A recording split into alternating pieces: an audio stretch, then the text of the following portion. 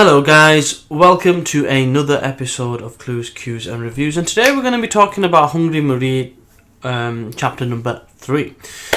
Before getting into it, it looks like Fairy Tail's probably going to come out tomorrow. The Raws come out, I'm assuming it's going to be the same thing with 7 Deadly Sins. So if this is the case, it will go back to that Monday schedule. It's going to be reviewed as and when it comes out after work. Anyway, what to expect from tonight? It's about 7 o'clock-ish, 7 p.m. at the point of this recording. So, I've got Hungry Marie. I want to finish off the second and third chapter for Demon Porro and U19 just to say they're done, and then I'll review as and when people do mass reviews. I want to get him back into a schedule, because what I have been doing recently is I've been watching a lot of Gordon Ramsay's Hell's Kitchen, and it kept making me think about Shokugeki no Shoma, and I really want to catch up on that. So I really want to put some effort into catch up on that. Catch up on Attack on Titan and catch up on so many other things. So I'm going to see if I can start getting into a schedule and hopefully bigger and better things. I will do a catch up video on Blue Exorcist, but to be fair, no one really watches that series of my video so far. But I will do it just because I want to complete the fact that I've done that so I can move on. Anyway, let's get into this review. It will be a short one. So, Hungry Marie chapter number 3. It will be a short review not because it's a terribly bad chapter at all. It was actually pretty funny. I enjoyed it. It wasn't really complex, and that's probably why it'll be a short review. So let's kind of go over the main key pieces of information we can gather from this story. So we find out that basically Lady Teresa had a really tough life towards the back end of her stay in France. She was the last monarch. Her parents were killed when she was very young. I believe it was 10 years old. She was separated from her brother, and she was kept in a tower for so long. Now, apparently she was supposed to be there for 6 years. When she was 16 years old, she came out, and she was like a different person. Now, essentially, she was a different person. The real Teresa had fled, and it was a body double that was there, apparently a relative of Anna. And essentially, Lady Teresa died in the journey or on the journey because of illnesses and malnutrition and so on and so forth.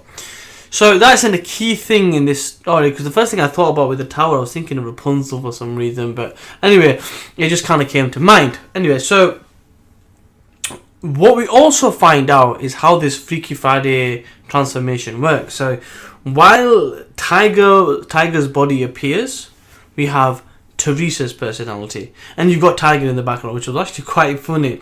And then when Teresa's here, is Tiger's personality, and Teresa's asleep.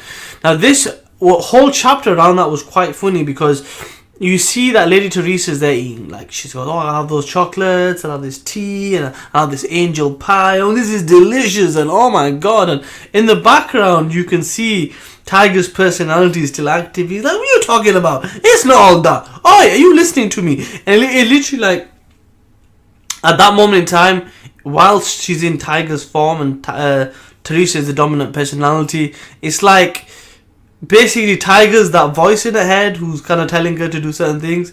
And it's just funny. He's like, oi, why you don't listen to me? Oh, it's not all that. Don't worry about it.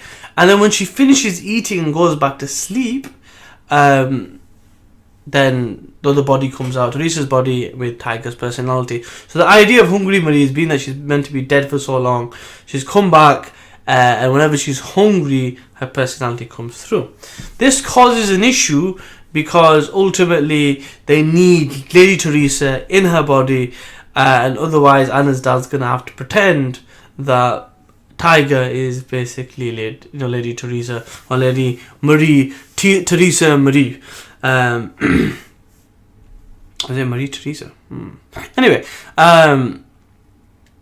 so basically, it's kind of it is a Freaky Friday, but it's based around food. Now, there's a scene that happens when they go to see his grandma. Oh, I tell you now, she's scary. The way she used that sword, that be Joji style, is nothing to be messed with.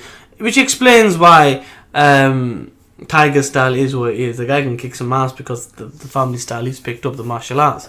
But then she's like looking for him. He's like, oh no, it's me, grandma. And then she gets hungry. And then, he goes back to Tiger's body with Teresa's personality. And he's like, donuts. Where are those donuts? Oh, eat them. Have you seen this princess ghost anyway? and then when she's 8 again, it goes back. So essentially, Tiger realizes he can't stay at home anymore while he's like that. He wants to get his body back so he can continue this love story. So I'm guessing this is going to be one of those stories that's going to be full of antics, full of funny stuff, and it's going to be interesting to read. So I'm looking forward to it. Apparently Gemini Box has picked it up. I will be reviewing it as it comes out. This one's late. Hopefully I'll get more consistency in the next coming weeks.